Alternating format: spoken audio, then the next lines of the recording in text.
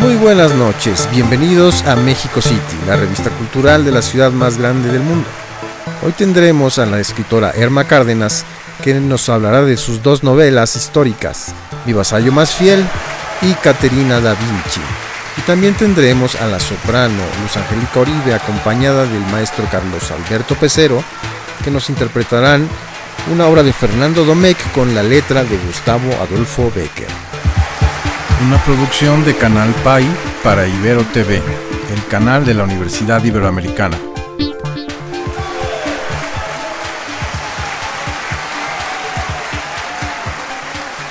Buenas noches, bienvenidos.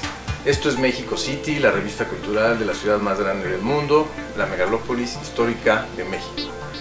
Hoy tengo el privilegio de tener a mi primer invitado escritor, y resulta que además es doble privilegio porque me tocó una escritora, la maestra Erma Cárdenas, que nos va a hablar de su trayectoria y de su trabajo en la literatura.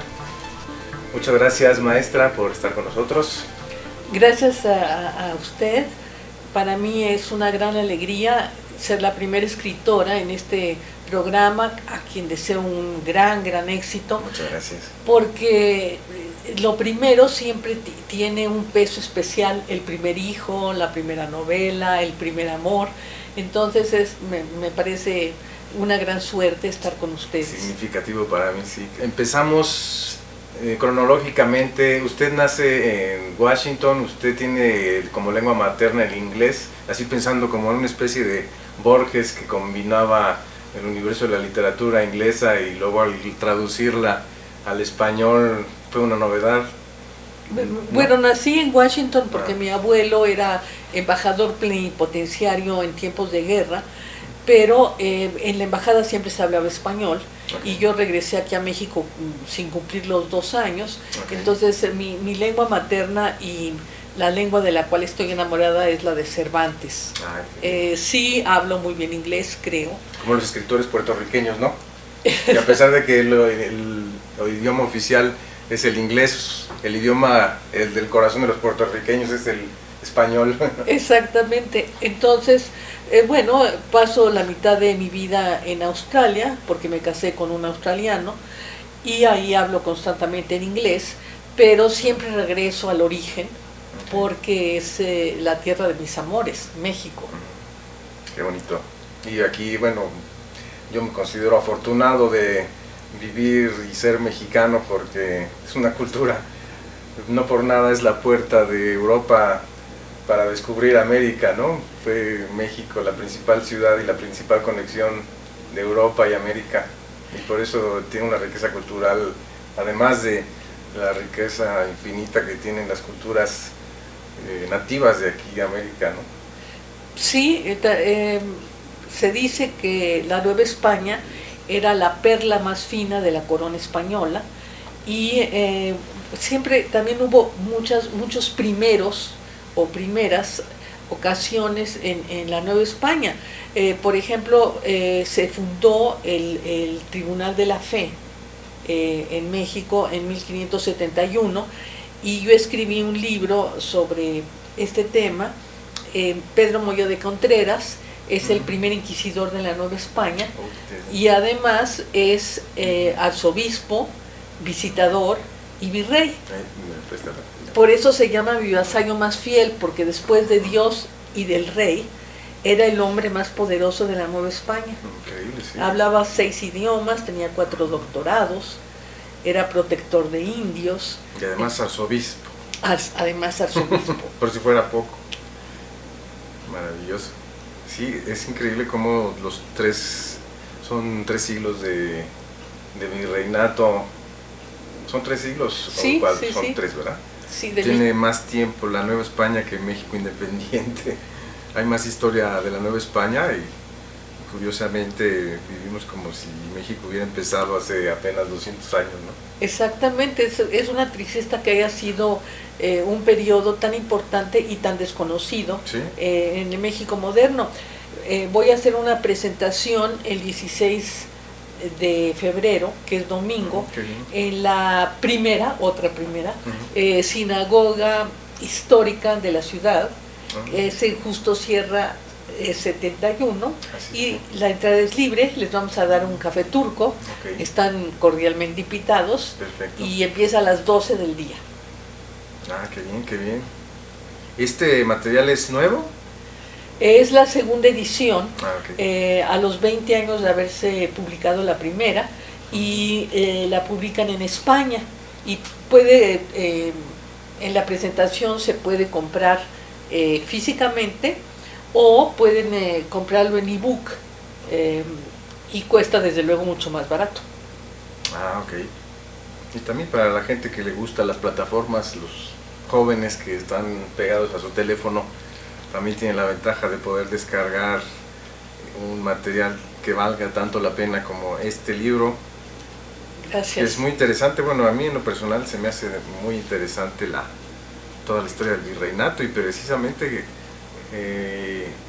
es curioso que ahorita se pueda tener más acceso a esa información que los 200 años que ha tenido de vida el país. El internet prodigioso hace que la información esté tan a la mano que todos nos hemos convertido a la vez no solo en visitadores más seguidos de las fuentes de información, porque ya no tenemos que ir a una biblioteca, sino nada más tenemos que agarrar nuestro teléfono y verlo, ¿no? Además de eso, nos hemos convertido en investigadores, porque gracias a esa tecnología precisamente podemos buscar exactamente lo que queremos saber, y se hizo prodigioso el internet porque nos convirtió de alguna forma en mejores lectores y mejores investigadores de alguna forma. Es tener el conocimiento a la mano en unos segundos. A mí eso me inspiró este libro, que también es segunda edición, de Caterina da Vinci, porque se propone que la inteligencia creativa viene por rama materna, Sí. y la práctica por rama paterna. Entonces, en esta novela investigo cómo una mujer que era una campesina y letrada, madre soltera, puede influir de una manera radical y profunda en su hijo, que es el genio más grande de todos los tiempos. Sí, por supuesto, y siendo precisamente su madre, ¿no? ¿Quién más podría haber influido? De hecho, para mí es muy emblemático el caso de Santa Teresa de Ávila, cómo hizo que Pablo VI dejara en ridículo toda la historia de los doctores de la Iglesia, cuando en apenas los años 60 se atrevió a nombrar doctora de la Iglesia a Santa Teresa, y al mismo tiempo que le hizo justicia a Santa Teresa, dejó en ridículo todos los 170 años de historia de la Iglesia que no habían nombrado una sola doctora de la Iglesia, y obviamente sí existieron, ¿no? Los que quedaron mal fueron los inquisidores y los certificadores de doctores, ¿no?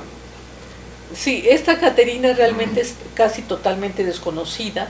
Creo que solo se han publicado este y otro libro sobre ella, y a mí se me hace una mujer maravillosa. Realmente, no solo por su belleza y por su inteligencia, sino porque despierta la curiosidad en un niño.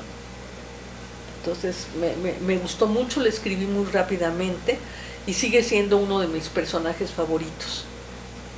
Sí, cómo no. Y la Random House la publica porque el año pasado, que acaba de terminar, para conmemorar el 5º centenario de la muerte de Leonardo. En 1519 fue realmente un año pues muy como un parteaguas, ¿no?, en la historia. Y para mí, en lo personal, fue un año que me dio muchas satisfacciones, porque en un solo año publiqué 3 novelas, 2 de segunda edición y una totalmente original. Pues Leonardo es una persona fascinante porque es famoso por salirse del huacal en esa época y hacerle más caso a su genio, a su inteligencia, que a los prejuicios de esa época. ¿De qué nos puede platicar cosas interesantes de este libro?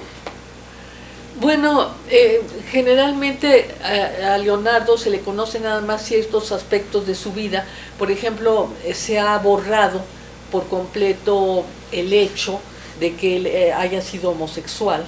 Se consideraba una vergüenza y por lo tanto hay que borrarlo Muchos ocultarlo. personajes de la historia lo ocultaron, ¿no? Por ejemplo, el mismísimo Humboldt también era homosexual y tuvo su pareja y todo el mundo la conocía, pero hasta, por eso le digo que el internet ha descubierto mucha información que era reservada o dosificada. Bueno, aquí el Vaticano abrió los archivos y en Florencia la homosexualidad en tiempos de Leonardo era sumamente común, a tal grado que la Inquisición abrió una sección especial que se llamaba el oficio de la noche, para perseguir a los homosexuales, a los cuales se les podía castigar incluso con la quema, con leña verde. Siempre y cuando no fueran clérigos, ni obispos, ni papas, ¿verdad? Siempre y cuando. Y Leonardo en realidad pasó una noche en las cárceles de la Inquisición, y solo se salvó de un juicio. Ya cuando el reo llegaba al juicio era casi siempre seguro de que lo iban a, por lo menos a multar, sino a darle castigos más graves, porque uno de los amigos de él era sobrino de Cosimo de Medici. Entonces no podía un gobernante de esa categoría permitir que su nombre estuviera en el estercolero de la homosexualidad y mucho menos en las cárceles de la Inquisición. Entonces manda que a todos los reos, que eran 3, ¿verdad?, salgan, y por eso se salva Leonardo, que si no tendríamos aquí muchas más críticas sobre una institución tan terrible como fue la Inquisición. No, sí. Increíble, ¿no? Y se salva no por ninguna caridad, sino por el dinero y el poder, como siempre. A lo que obedece la curia romana. Sí, así es. En realidad no se da ni una propina ni un cohecho, simplemente se ordena que se saquen los reos. Sí. Y Leonardo pues no era muy cauto en ocultar sus amores, y en archivos están los nombres de sus amantes. Entonces, y me platicaba que cómo influyó una persona iletrada en la historia de Leonardo.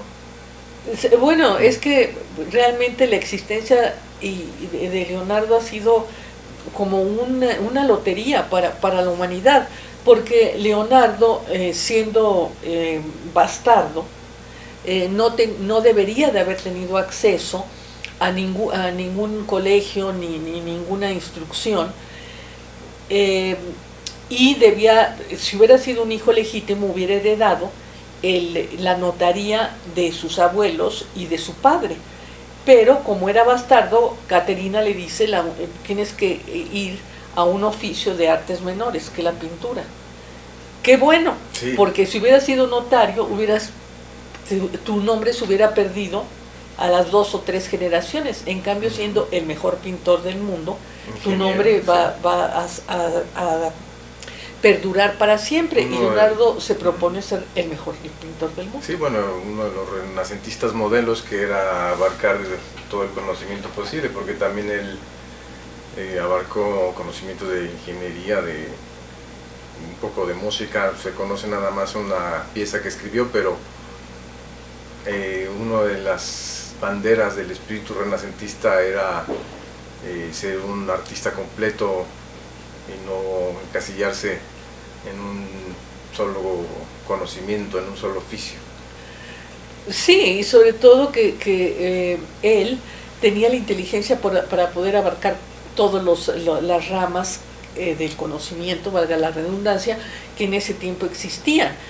También era mecánico, ingeniero, arquitecto, poeta, escribe tratado de física, de aeronáutica, de hidráulica, es decir, es genial, y nosotros no tenemos un conocimiento profundo de su capacidad intelectual, porque se supone que escribió más de 10.000 páginas, de las cuales sobreviven solamente 4.000, menos de la mitad, y con esas 4.000 ya estamos deslumbrados ante lo que él logró, ¿verdad?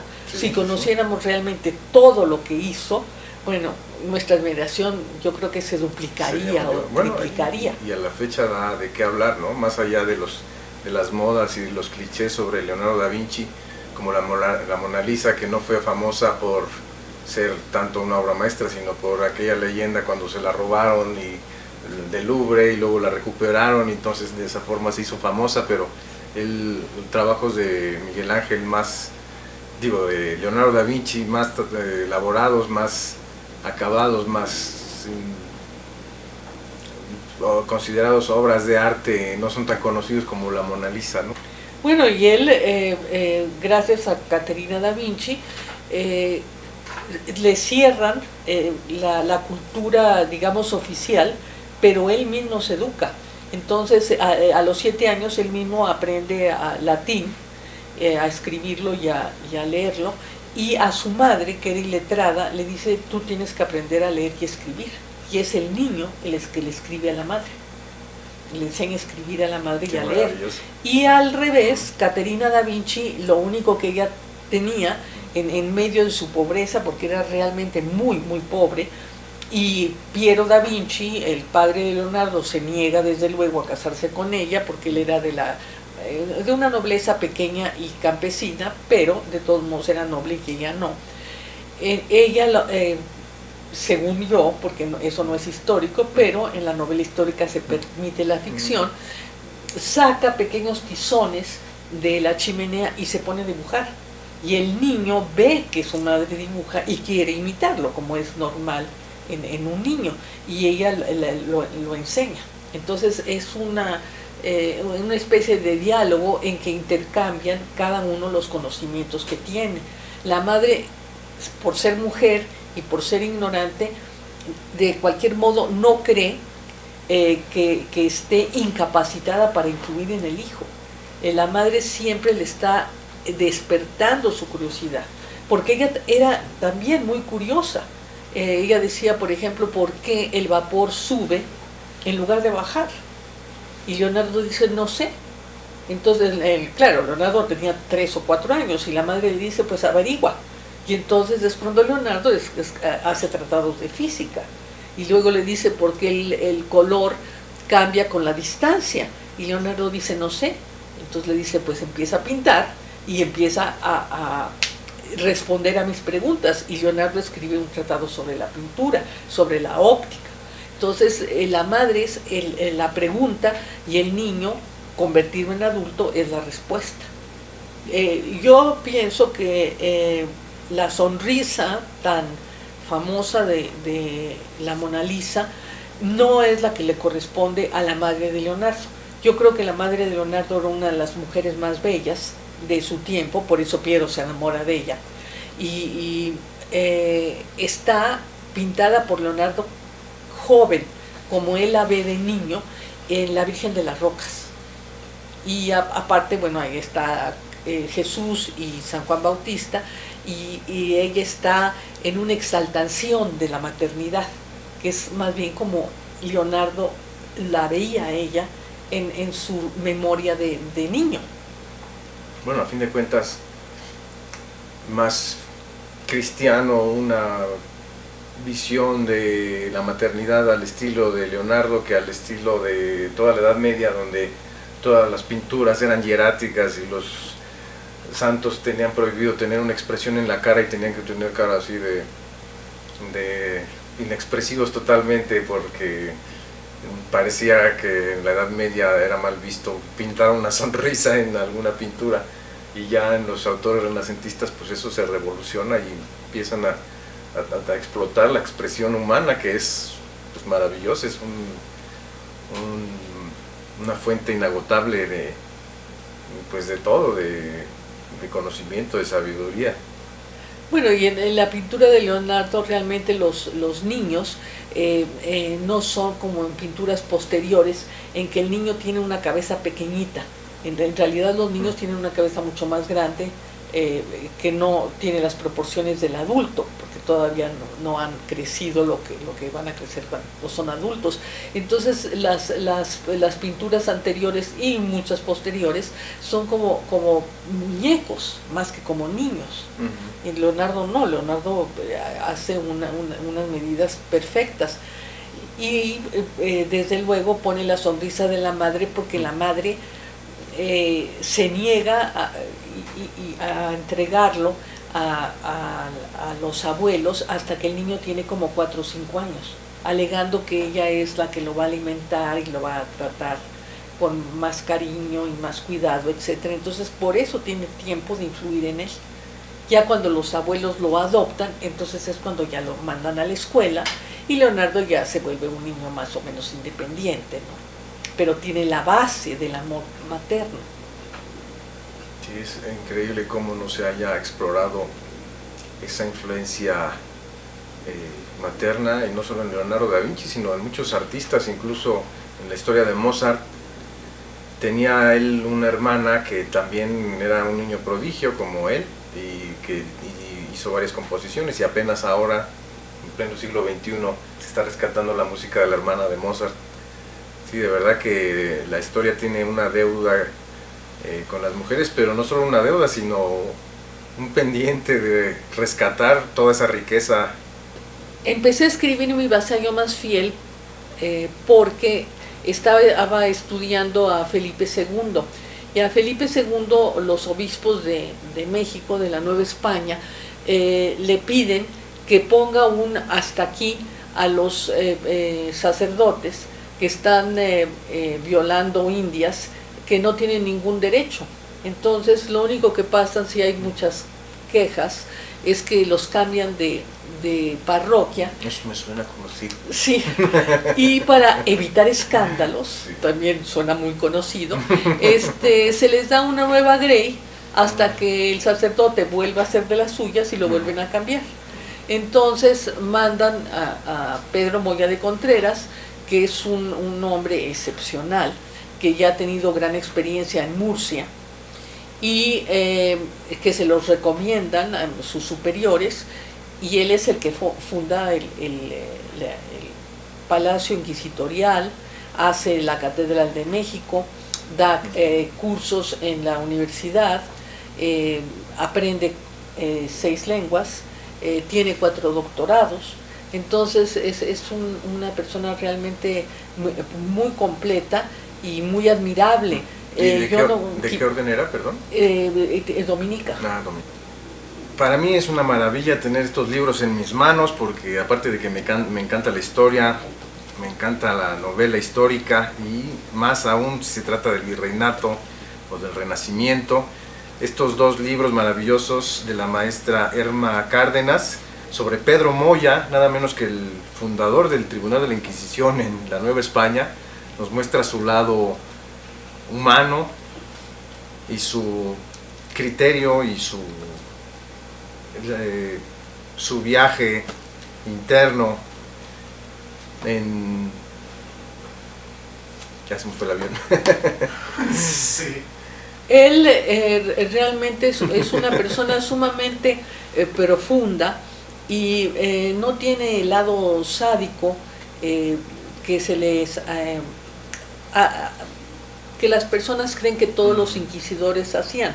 Él realmente tiene doctorados tanto en leyes civiles como divinas, y trata de apegarse a los cánones que existían en aquel tiempo. Desde luego yo no estoy de acuerdo en todo lo que se hace, pero no podíamos exigirle que él actuara o pensara fuera del contexto del tiempo en que vivió. Como Ortega y Gasset somos nosotros y nuestras circunstancias. Exactamente. Igualmente, este libro maravilloso sobre Caterina da Vinci, la madre de Leonardo, que sin duda tuvo una gran influencia, y es muy interesante profundizar, especular, contemplar, yo le digo, contemplar a estos personajes, porque simplemente de pensar en su vida nos dicen muchas cosas que están más allá de la historiografía y de y de lo que se ha escrito sobre ellos. Hay muchas cosas que podemos entender mucho tiempo después de estos personajes. Pues yo, aparte de agradecerles que me hayan entregado su tiempo como un hermoso regalo para empezar este año, quisiera hacer una pequeña sugerencia de que si leen el libro, vayan al centro de la ciudad y vean todo lo que él, a mi inquisidor, y digo mí porque realmente es un personaje al cual admiro mucho, al cual le debemos el Palacio Inquisitorial, que ahora es un museo de medicina, la remodelación de catedral, los portales, oraba en la iglesia de Santo Domingo y bueno, las quemas se hacían en la Alameda, frente a la iglesia de la Santa Veracruz. Entonces es sumamente agradable ir absorbiendo el pasado al mismo tiempo que leemos la novela. Es como revivir realmente la obra y hacerla nuestra, porque es parte de la ciudad que nosotros estamos viviendo. Y es una contemplación en el lugar exacto donde aconteció la vida y la obra de el inquisidor Pedro Moya de Contreras.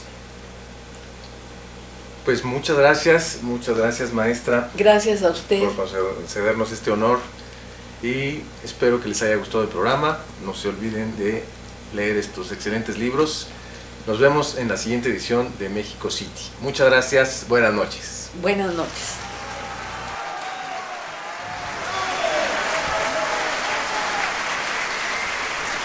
A continuación, la soprano Luz Angélica Oribe y el pianista Carlos Alberto Pecero nos interpretarán una pieza de Fernando de Domecq, con letra de Gustavo Adolfo Bécquer, del libro Rivas y Entretenimientos Musicales de Fernando de Domecq, editado por la Universidad Nacional Autónoma de México, en homenaje al musicólogo Karl Berlinghausен y al pianista Carlos Alberto Pecero.